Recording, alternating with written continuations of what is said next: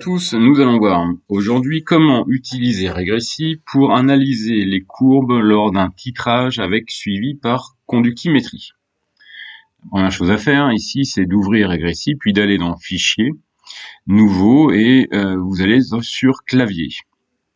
Vous rentrez vos deux grandeurs, ici en l'occurrence c'est le volume V de la solution titrante, ce volume est en millilitres. Et puis, vous avez la conductivité qu'on appelle en général sigma. L'unité, plutôt que de donner son expression entière, on va dire qu'elle est en unité du système international, SI. Et c'est parti, on dit OK, il va pas aimer SI, mais c'est pas grave. Voilà, unité non reconnue, oui, je confirme, la conductivité est dans les unités du système international.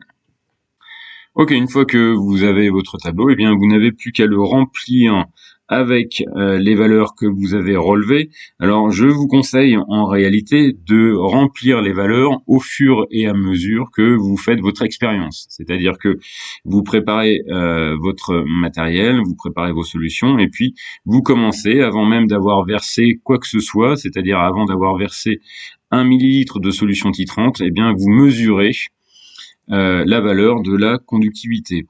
Moi, en l'occurrence, j'avais 6,18. Et puis vous versez 1 millilitre. N'oubliez pas d'éteindre l'agitateur au moment de relever la mesure de la conductivité de votre solution titrée. Et à 1 millilitre, j'avais 5,60 en conductivité. Et vous continuez comme ça à réaliser votre titrage tout en remplissant votre tableau. Et bien voilà, j'ai rempli toutes les valeurs de mon expérience. Il ne me reste plus qu'à analyser le graphique de ces valeurs. Donc une fois que vous avez rempli votre tableau, vous allez dans Graphique, ici, et vous obtenez directement les valeurs que vous avez rentrées dans votre tableau. Vous voyez qu'ici, en ordonnée, on a bien sigma en unité du système international, et ici, en abscisse, vous avez bien le volume en millilitres. Alors ici, quelques petites remarques sur la présentation du graphique. Si vous voulez changer ou améliorer ou définir d'autres couleurs, vous allez ici dans Coordonnées. Dans Coordonnées, vous pouvez par exemple ici inclure le 0 pour la conductivité, puisque vous voyez qu'ici automatiquement, on commence juste en dessous de 2.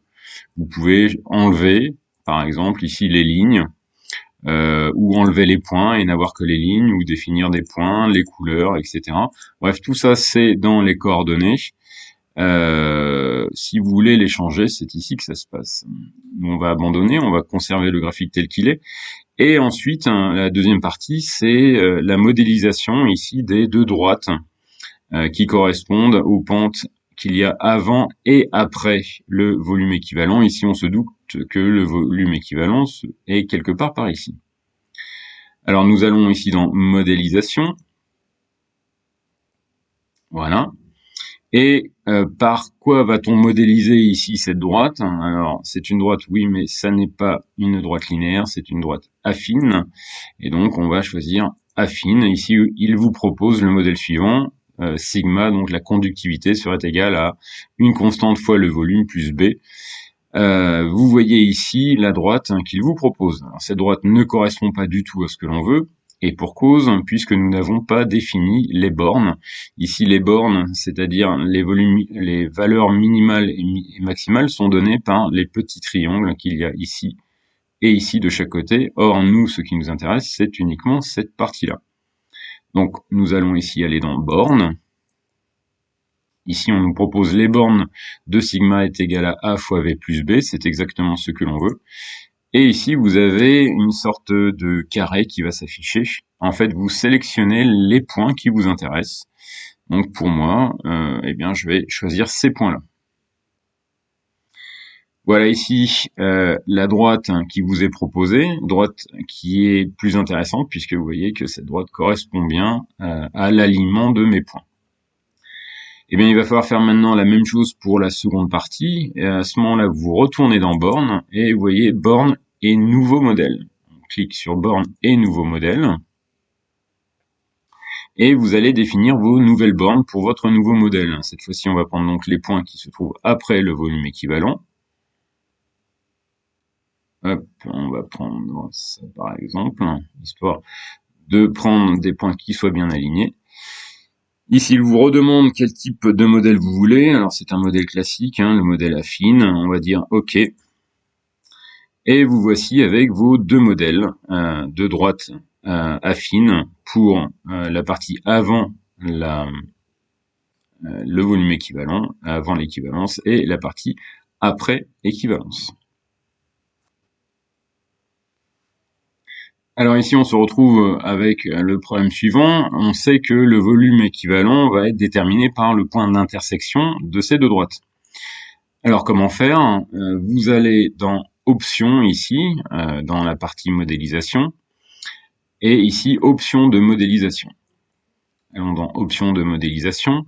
En fait, ce qu'on veut, c'est finalement extrapoler ces droites en dehors des points pour lesquels elles sont définies et voir où est-ce qu'elles se recoupent. Et donc, on va vouloir extrapoler les modèles. On dit OK.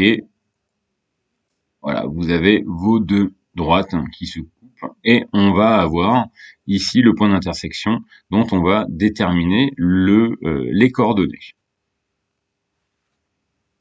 Alors, pour déterminer les coordonnées de ce point d'intersection, il vous suffit d'aller dans Outils. Allons voir ce qu'on nous propose dans Outils. Dans Outils, entre autres, on vous propose un réticule libre. Alors, qu'est-ce que c'est qu'un réticule libre? Eh bien, regardons ensemble. Je clique dessus. Eh bien, finalement, c'est un point qui va s'afficher sur le graphique et qui va vous donner les coordonnées de chacun des points qui vous intéressent. Donc ici, il suffit de venir se positionner au point d'intersection. Et vous voyez que au point d'intersection, son abscisse est de V égale 8,06 millilitres. Nous avons donc trouvé ici notre volume équivalent. Alors nous n'avons pas tout à fait terminé, puisque votre graphique sera votre résultat et qu'il va falloir lui donner un peu de présentation. En l'occurrence, vous devez lui donner un titre. Alors comment lui donner un titre? Vous retournez ici dans Outils. On va maintenant cliquer sur Texte et puis vous allez cliquer sur le graphique et une fenêtre de texte va apparaître. Le texte qui va apparaître là où vous avez cliqué.